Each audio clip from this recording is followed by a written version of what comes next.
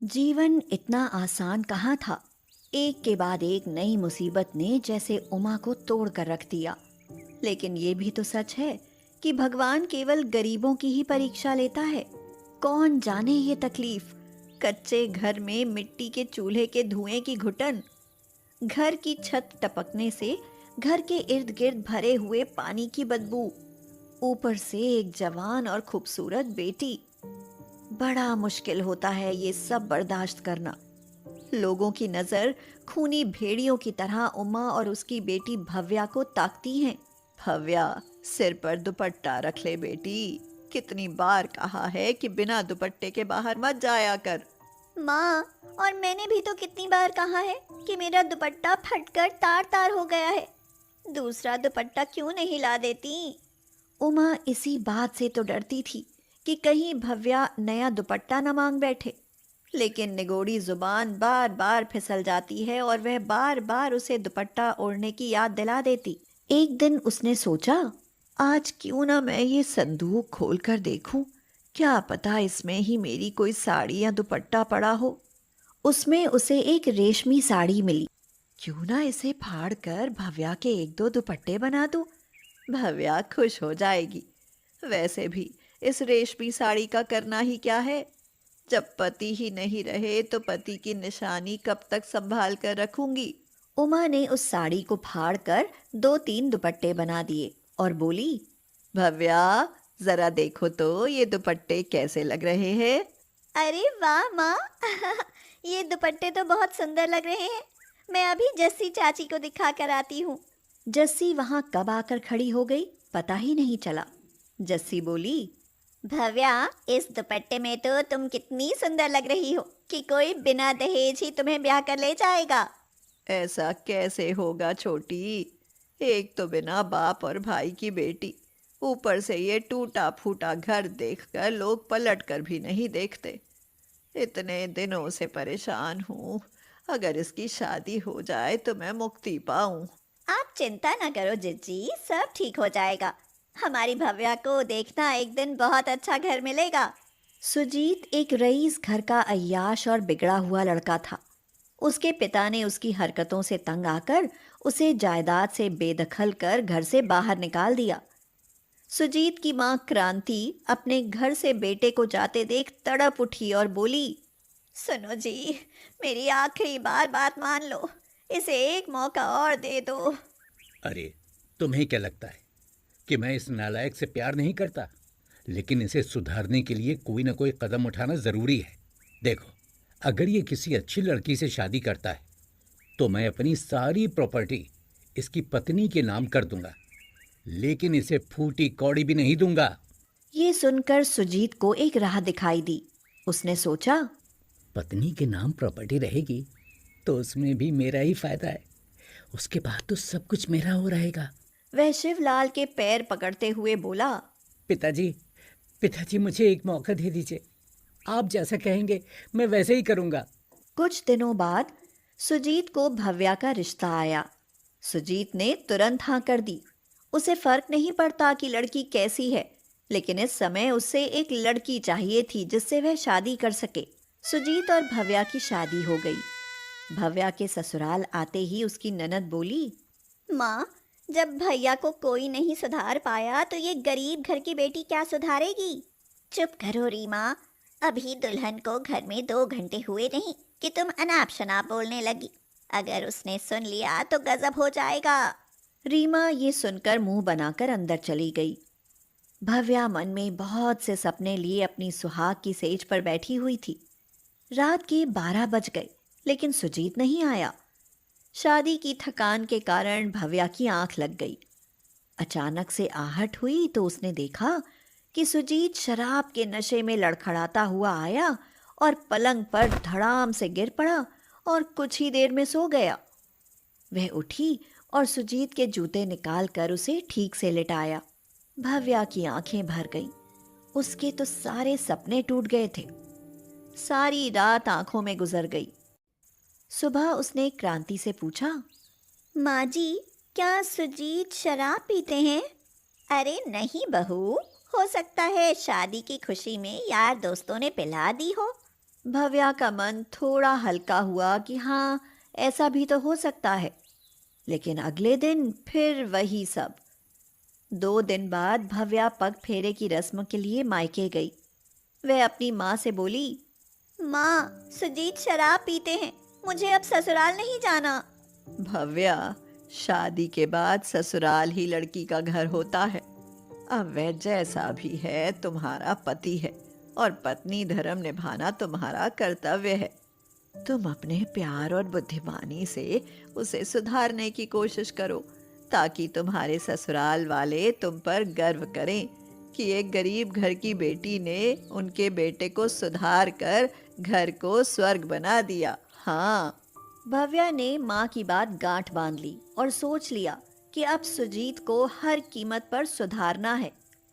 वह ससुराल चली तो गई, मगर सुजीत की फिर से वही दिनचर्या होने लगी। और एक दिन तो हद तब हो गई जब वह एक लड़की की बाहों में बाहें डाले घर में आ गया। ये सब देखकर भव्या को गुस्सा आया। उसने लड़की के मुंह पर जोर से तमाचा मारा और उसे धक्के मारकर घर से बाहर निकाल दिया। सुजीत शराब के नशे में था। वह चुपचाप अपने कमरे में चला गया और सो गया। सुबह जब उसकी आंख खुली तो उसे रात की बात याद आई और वह एकदम से उठा और गुस्से से भव्या से बोला, भव्या, ये बताओ कि तुम्हारी हिम्मत कैसे हुई मेरी दोस्त को थप्पड़ मारने की? तुम्हें क्या लगा कि तुम घर में लड़कियां लाओगे और मैं बर्दाश्त करूंगी? मेरा वश चलता तो उसकी हड्डियां तोड़ देती। हाँ, लगता है तुम अपनी औकात भूल रही हो, 2 कौड़ी की औरत। ये कहते हुए वह भव्या को मारने दौड़ा, लेकिन भव्या ने उसका हाथ पकड़ लिया और बोली, बेशक मेरी औकात 2 कौड़ी की हो, लेकिन तुम्हें सारी उम्र जेल में चक्की पिसवा सकती हूँ, इसलिए मुझे कमजोर समझने की हिम्मत मत करना। सुजीत उसकी हिम्मत को देखता ही रह गया और भव्या उसका हाथ झटककर बाहर चली गई। शिवलाल ने उधर से निकलते हुए ये सब देखा तो वह मुस्कुरा दिए और भव्या के पीछे पीछे बाहर आ गए और बोले, बहू, आज तुम्हारी हिम्मत देखकर मन गदगद हो गया। काश इस तरह की हिम्मत मैंने बहुत पहले दिखाई होती तो आज सुजीत ऐसा नहीं होता। पिताजी, इनको सुधारने के लिए हमें कुछ तो करना होगा, वरना इस तरह तो मेरी जिंदगी खराब हो जाएगी। शिवलाल ने देखा कि सुजीत उनकी बातें चुपके से सुन रहा है। शिवलाल ने उसको इशारा करते हुए कहा, बहू, मैंने अपनी जायदाद के कागज तैयार करवा लिए हैं, बस तुम्हारे हस्ताक्षर की जरूरत है, फिर सारी जायदाद तुम्हारी है। उसके बाद जो तुम्हारा मन हो वो करना। पिताजी, मैंने सोच लिया है, सबसे पहले तो मुझे सुजीत को तलाक देना है, उसके बाद उसे मुझ पर हाथ उठाने के जुर्म में जेल भेजना है। इतनी सारी जायदाद का मैं क्या करूंगी, इसलिए मुझे किसी अच्छे लड़के से शादी तो करनी ही पड़ेगी, फिर हम और आप खुशी खुशी रहेंगे। ये सुनते ही सुजीत को तो पसीना आ गया। उसने क्या सोचकर गरीब घर की बेटी से शादी की थी कि वह प्रॉपर्टी इसके नाम होने के बाद उसे मार पीट करके घर से भगा देगा। लेकिन ये लड़की तो बहुत तेज निकली। वह सोचने लगा, अगर उसने इसे जेल भिजवा दिया तो। वह पसीना पोंछते हुए आया और बोला, अरे अरे भव्या, तुम यहाँ हो? मैं तो तुम्हें कहाँ कहाँ ढूंढ रहा था। क्यों, क्या हुआ? मैंने आज तुम पर गलती से हाथ उठाने की कोशिश की, मगर अब मुझे उस बात का पछतावा है। आज के बाद ऐसी गलती दोबारा नहीं होगी। और शराब पीने की? वो तो मैंने रात आखिरी बार पी थी। तुम अब तो मुझे जेल नहीं भेजोगी ना? ये तुम बोल रहे हो सुजीत? हाँ भव्या, मैं वादा करता हूँ, मैं आज के बाद शराब नहीं पीऊंगा। और उसके बाद सुजीत ने हमेशा के लिए शराब और गलत काम छोड़ दिए। उसके बाद वो लोग खुश रहने लगे। एक गरीब घर की बेटी की वजह से उस परिवार में खुशियां आ गईं।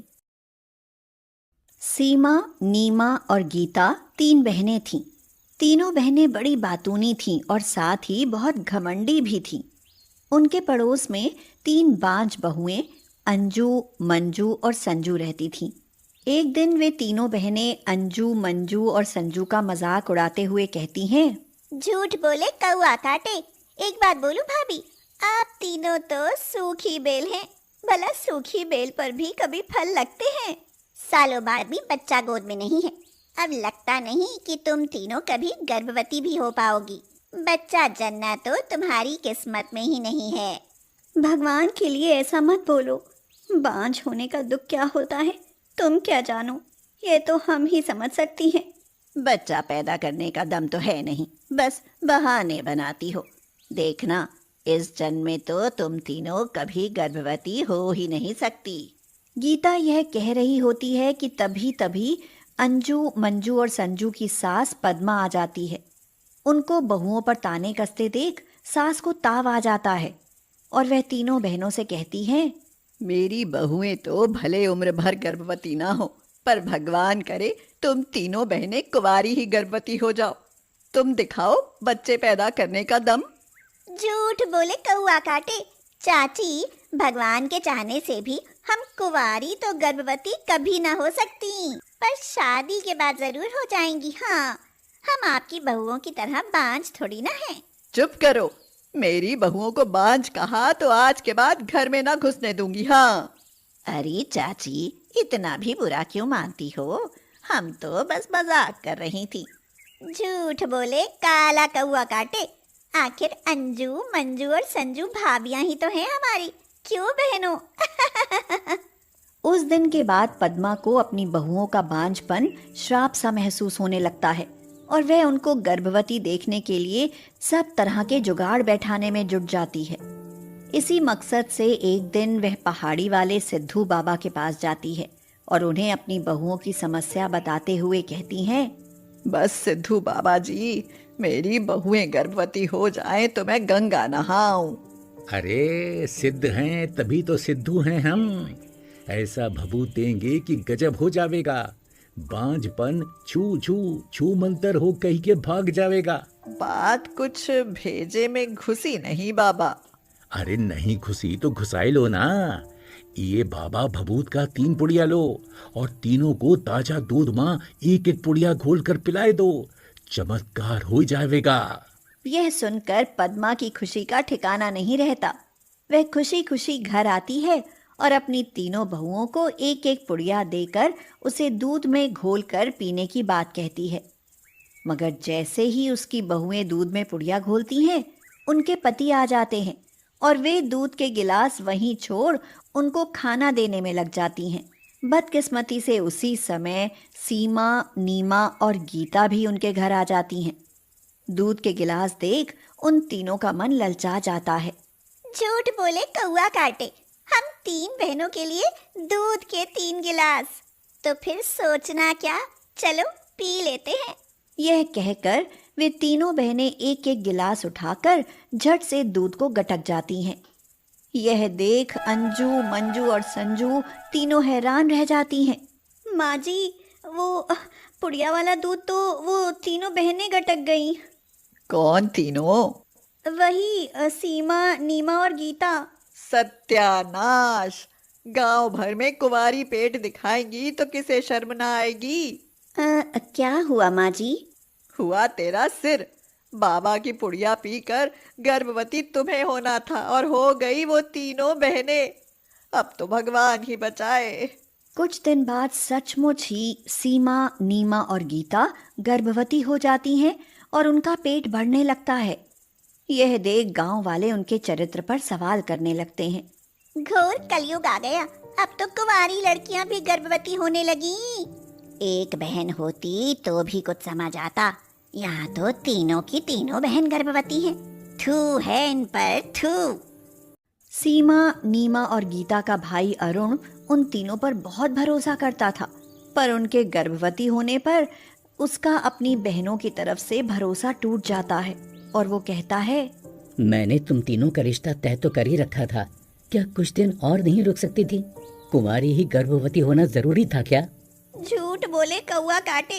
भैया, हम तीनों तो गंगा मैया के समान पवित्र हैं। सीमा ठीक कहती है भैया, हमें तो यह भी नहीं पता कि हम गर्भवती हो कैसे गईं। अब झूठ बोलने से क्या फायदा मेरी बहनों, पहले बताती तो कुछ और बात थी, पर अब मैं लड़के वालों को क्या मुंह दिखाऊंगा? हम सच कह रही हैं भैया, हम तीनों का तो किसी लड़के से कोई दूर दूर का भी संबंध नहीं है। रहने दो, कहीं जाकर डूब क्यों नहीं मरती तुम तीनों? अरुण यह कह ही रहा होता है कि तभी पद्मा उनके घर आ जाती है। पद्मा उसकी बात सुनकर कहती है, लड़कियां ठीक कह रही हैं बेटा, ये तीनों मर्दों से गर्भवती नहीं हुई हैं। अरे कैसी बातें करती हो चाची आप? भला बिना किसी मर्द के छुए कोई स्त्री कभी गर्भवती हो सकती है? वो तो मैं नहीं जानती बेटा, पर इतना जरूर जानती हूँ कि तेरी तीनों बहनें सिद्धू बाबा की चमत्कारी पुड़िया से गर्भवती हुई हैं। ये क्या कह रही हो चाची? बेटा, जो कह रही हूँ सच ही कह रही हूँ, सुनोगे तो यकीन आ जाएगा। यह कहकर पद्मा अरुण और उसकी बहनों को सारी सच्चाई बता देती है। उसकी सच्चाई सुनकर सीमा, नीमा और गीता तीनों बहनों का सिर झुक जाता है। वे तीनों पद्मा से माफी मांगते हुए कहती हैं, झूठ बोले कौआ काटे, चाची हमसे बड़ी भूल हुई। हमने आपकी बांझ बहुओं का मजाक उड़ाया। हमें माफ करना चाची, हमें अपने कर्म की सजा मिल गई। चाची आपकी वाणी सच हुई। देखो तो हम तीनों बहनें कुंवारी ही गर्भवती हो गई। उन बातों को भूल जाओ और अब आगे की सोचो बेटा। चाची अब तो इस सिद्धू बाबा से ही मिलना पड़ेगा। ये बाबा रहता कहाँ है? सिद्धू बाबा पहाड़ी पर रहता है। अरुण अपनी तीनों बहनों को साथ लेकर पहाड़ी पर जाता है, मगर वहाँ सिद्धू बाबा नहीं मिलते। भाई सिद्धू बाबा से मिलना है। पापा तो हरिद्वार गया है। कब लौटेंगे बाबा? 2-3 महीने तो लग ही जाएंगे बाबा को यहाँ लौटने में। यह सुनकर अरुण निराश हो जाता है और फिर अपनी तीनों कुंवारी गर्भवती बहनों को लेकर घर आ जाता है। मगर फिर कुछ ही दिनों में उसकी कुंवारी गर्भवती बहनों की बदनामी कुछ ज्यादा ही होने लगती है। अब तो गांव में रहना मुश्किल ही होता जाएगा। जैसे जैसे दिन चढ़ते जाएंगे मेरी बहनों की बेइज्जती भी बढ़ती जाएगी। इससे अच्छा तो मैं ये गांव ही छोड़ दूं। यही सोचकर अरुण अपनी गर्भवती बहनों से कहता है, चलो तैयारी करो, हम आज ही ये गांव छोड़कर जा रहे हैं। झूठ बोले कौआ काटे, भैया हम गांव छोड़कर क्यों जाएं? ये तो भगवान का किया कर्म है, हमारा अपराध थोड़ी ना है। ये ज्ञान बघाड़ने का समय नहीं है। यह कहकर अरुण अपनी तीनों बहनों को लेकर घर से निकल जाता है। पर हम जाएंगे कहाँ भैया? हम बाबा को ढूंढने हरिद्वार जाएंगे, क्योंकि अब वही हमारी इज्जत बचा सकता है। अरुण सब छोड़ अपनी बहनों के साथ गांव से हरिद्वार पहुंच जाता है, मगर हरिद्वार आकर भी उसका मन शांत नहीं रह पाता। उस सिद्धू बाबा को ढूंढने के चक्कर में तो मेरी भूख प्यास ही खत्म हो गई। अब क्या करूं? वो नहीं मिला तो मैं गंगा में डूबकर मर जाऊंगा। भाई की यह हालत देख बहनों का दिल टूट जाता है और वे आपस में फैसला करती हैं। झूठ बोले कौआ काटे, भाई के गंगा में डूबकर मरने से पहले हम ही क्यों ना डूब मरे। तुम ठीक कहती हो बहन, ये सब हमारे कारण ही तो हो रहा है। हमारे मरने से कम हमारा भाई तो जिंदा रहेगा। यही सोचकर वे तीनों गर्भवती बहनें एक दिन अरुण से नजर बचाकर गंगा में डूबकर मरने की कोशिश करती हैं, मगर सिद्धू बाबा उन्हें बचा लेते हैं और पूछते हैं, अरे ऐसे गंगा में डूबकर क्यों मरना चाहती हो? हम गर्भवती हैं बाबा। वो तो दिख ही रही हो, पर मरना क्यों चाहती हो? बाबा के यह पूछने पर तीनों बहनें अपनी सारी कहानी उन्हें सुनाती हैं। उनकी कहानी सुन सिद्धू बाबा कहते हैं, वो सिद्धू बाबा मैं ही हूँ। मैं तुम तीनों को अभी ठीक कर देता हूँ, पर वादा करो कभी किसी के दुख तकलीफ का मजाक नहीं बनाओगी। कभी नहीं बनाएंगी बाबा, कभी नहीं। यह सुनकर बाबा खुश हो जाते हैं और उन तीनों को ठीक कर देते हैं। फिर अरुण चिंता मुक्त हो जाता है और अपनी बहनों की धूमधाम से शादी करता है।